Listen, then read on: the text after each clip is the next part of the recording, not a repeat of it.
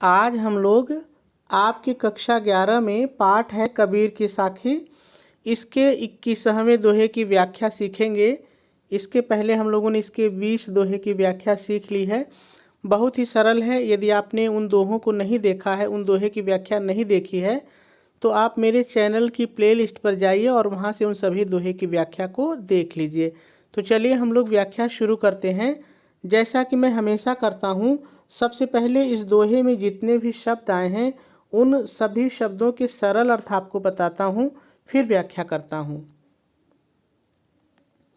जब ऐसे ही रहेगा, नहीं बदलेगा। मैं माने होता है अहंकार या घमंड। मैं माने अहंकार या घमंड।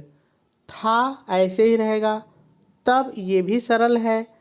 हरि माने ईश्वर या परमात्मा या प्रभु या भगवान, जो आपको मर्जी हो कह लीजिए, ठीक है। नहीं सरल है। अब ये भी सरल है। हरि यहाँ आ चुका है। ईश्वर, परमात्मा, प्रभु, भगवान, जो आपको अच्छा लगे। है सरल है। मैं यहाँ आ चुका है। अहंकार या घमंड, अहंकार या घमंड। ना ही मतलब नहीं। अब देखिए, जब यहाँ पर थोड़ा सा देखिए, मैं सिखाने की बात करता हूँ, रटने की बात नहीं करता हूँ। आज जैसे कि मैंने बताया कि यहाँ पे ना ही का मतलब है नहीं, लेकिन व्याख्या करते समय नहीं हम कहें ये जरूरी नहीं है। आप इसको बदल के कह सकते हैं समाप्त। यदि कोई चीज़ आपके पास नहीं है, इसका मतलब वो समाप्त हो गई है, तो आप ना ही को नहीं को समाप्त भी कह सकते हैं, है ना। अपनी ज़रूरत के हिसाब से शब्दों को तोड़ मरोड़ लीजिए, कोई दिक्कत नहीं है। सब माने संपूर्ण या पूरा, जो आपको अच्छा लगे। अंधियारा मतलब अंधकार। मीठी माने मीट भी आप कह सकते हैं और समाप्त भी कह सकते हैं, जो आपको अच्छा लगे। तो मुझे समाप्त अच्छा लग रहा है तो मैं समाप्त ही कहूँगा। गया सरल है, मिट गया, समाप्त हो गया। जब सरल है। दीपक, देखिए दीपक जो जलता है वही दीपक है, लेकिन यहाँ पे थोड़ा सा आपको बोलना पड़ेगा ज्ञान रूपी दीपक, ज्ञान रूपी दीपक। देखा, देखिए देखा का वैसे तो मतलब देखा होता है, देखना, है ना। लेकिन हम लोग यहाँ पर देखा का मतलब हो करेंगे प्रज्वलित होना, यानी कि जलना, ठीक है, जलना। माँ ही मतलब मन के अंदर या हृदय के अंदर, मन के अंदर या हृदय के अंदर। तो सभी शब्दों के सरल अर्थ हम लोगों ने देख लिए।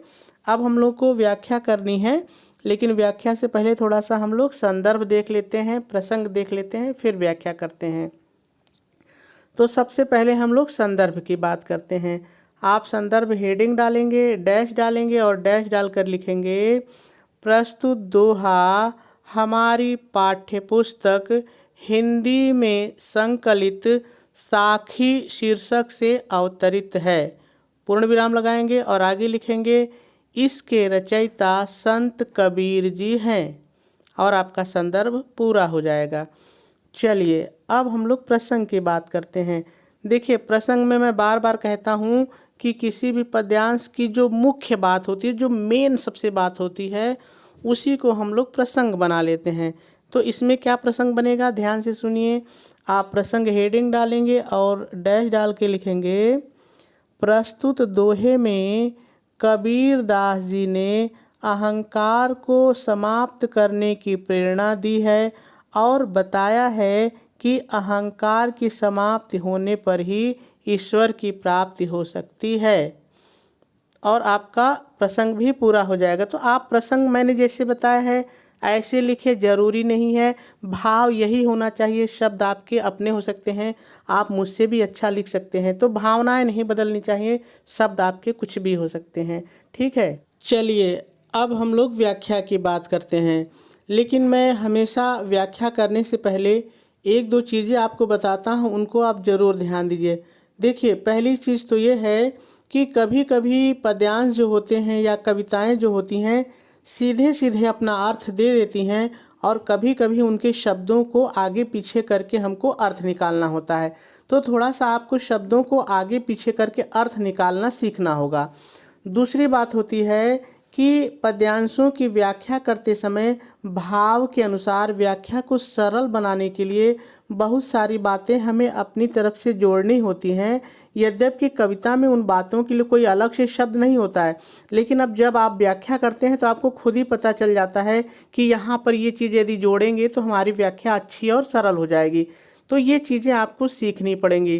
तो देखिए सीखने के लिए आपको करना क्या है, जब मैं व्याख्या करूँ और बोलता रहूं लेकिन मेरी कलम ना चले, तो आप समझ लीजिए कि उस समय व्याख्या में वो सारी बातें मैं अपनी तरफ से जोड़ रहा हूं और आपको भी व्याख्या करते समय वो सारी बातें अपनी तरफ से जोड़ के लिखनी पड़ेंगी। बाकी व्याख्या में कहीं भी कोई दिक्कत नहीं होती है। तो चलिए हम लोग व्याख्या शुरू करते हैं। आप व्याख्या हेडिंग डालेंगे, डैश डालेंगे और डैश डाल करके लिखेंगे, प्रस्तुत दोहे में कबीर दास जी कहते हैं। अब आ जाइए दोहे पर।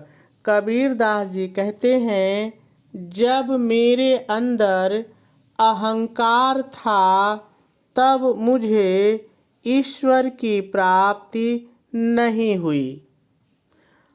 अब जबकि मेरे अंदर से अहंकार समाप्त हो गया है तब मुझे ईश्वर की प्राप्ति हो गई है। पूर्ण विराम लगाएंगे और आगे फिर थोड़ा सा आप अपनी तरफ से जोड़ के लिखेंगे। आगे कवि कहते हैं, इतना अपनी तरफ से जोड़िए। आगे कवि कहते हैं, जब मेरे हृदय के अंदर ज्ञान रूपी दीपक प्रज्वलित हुआ तब मेरे अंदर का संपूर्ण अंधकार समाप्त हो गया। पूर्ण विराम लगा देंगे।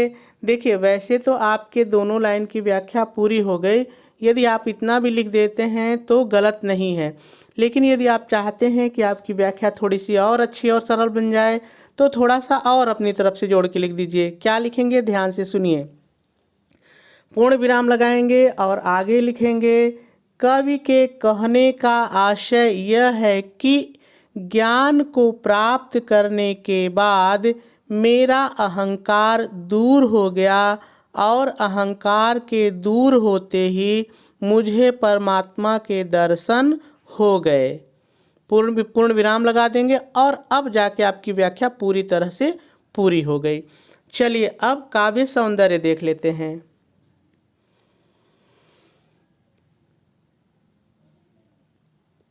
देखिए यदि हम दोहे के भाषा की बात करें तो सधुक्कड़ी है। इसे पंचमेल खिचड़ी भी कहा जाता है। पंचमेल खिचड़ी इसलिए कहा जाता है कि कबीर दास के जो दोहे हैं या उनके जो भी पद्यांश हैं उनमें कोई एक भाषा नहीं। यदि उनको कोई शब्द पंजाबी से अच्छा लगा तो पंजाबी से ले लिया, कोई शब्द उनको उर्दू का अच्छा लगा तो उन्होंने उर्दू का ले लिया, कोई अवधी का अच्छा लगा तो अवधी का ले लिया। अभी आपने पिछले पद्यांश में देखा कि खाला का घर नाए, तो खाला माने मौसी उन्होंने उर्दू से ले लिया। तो कई भाषाओं को उन्होंने मिलाया, इसलिए इनको उनकी भाषा को हम लोग पंचमेल खिचड़ी भी कहते हैं। ठीक है। यदि शैली की बात करें तो मुक्तक है। देखिए मुक्तक शैली वो शैली होती है जिसमें प्रत्येक जो पद्यांश होता है वो अपना स्वतंत्र अर्थ रखता है। उसका जो अर्थ होता है वो दूसरे पद्यांश पर आधारित नहीं होता। तो कबीर के जो दोहे हैं सबका अपना अपना अलग अर्थ है, तो शैली मुक्तक है। छंद की बात करें तो दोहा है। गुण की बात करें तो प्रसाद है। यदि दोहे में रस की बात करें तो शांत रस है। और यदि अलंकार की बात करें तो रूपकातिशयोक्ति अलंकार है। चलिए अब देखते हैं कि इस दोहे पर प्रश्न कैसे बन सकते हैं आपकी परीक्षा में। तो सबसे पहले आप प्रश्न पढ़ लीजिए कि कैसे प्रश्न बन सकते हैं, फिर इसका उत्तर भी लिखेंगे। तो पहला प्रश्न है, कवि को प्रभु की प्राप्ति कब नहीं हुई और क्यों, कारण सहित बताइए। तो यदि आपने व्याख्या ध्यान से सुनी है तो आप अपने आप उत्तर लिख लेंगे। कैसे, सुनिए। कवि को अहंकार होने पर प्रभु की प्राप्ति नहीं हुई क्योंकि अहंकार और प्रभु, या परमात्मा भी कह सकते हैं, अहंकार और प्रभु एक साथ नहीं रह सकते। प्रश्न 2 है, कवि का अज्ञान रूपी अंधकार किस प्रकार दूर हो गया। तो व्याख्या में मैंने बताया, हृदय में ज्ञान रूपी दीपक के प्रज्वलित यानी जलने पर, प्रज्वलित होने पर कवि का अज्ञान रूपी अंधकार दूर हो गया। अगला प्रश्न है, प्रस्तुत दोहे का प्रसंग लिखिए। तो मैंने प्रसंग बताया है, आप वहां से लिख लीजिए, ठीक है। चौथा प्रश्न है, रेखांकित अंश की व्याख्या कीजिए। तो मैंने तो पूरे दोहे की व्याख्या बता दी है। तो दोहे की जिस भी पंक्ति के नीचे अंडरलाइन रहे, लाइन रेखा खींची रहे, आप उसकी व्याख्या लिख दीजिए, कहीं कोई दिक्कत नहीं है। दीपक शब्द का वर्ण विच्छेद कीजिए, यानी जो दोहे में दीपक शब्द आया है वो किन किन अक्षरों से बना है वो अलग अलग बताइए। तो बहुत ही सरल है, देखिए, यदि दीपक शब्द की बात करें तो आधा द और बड़ी ई की मात्रा लगा देंगे तो दीपक हो जाएगा, दी हो जाएगा। आधा प और अ लगा देंगे तो प हो जाएगा। आधा क और अ लगा देंगे तो क हो जाएगा। जैसा कि आप देखिए बगल में दिख रहा है। तो इस तरह से आप किसी भी शब्द का वर्ण विच्छेद भी कर सकते हैं। मेरे ख्याल से बात आपको समझ में आ गई होगी।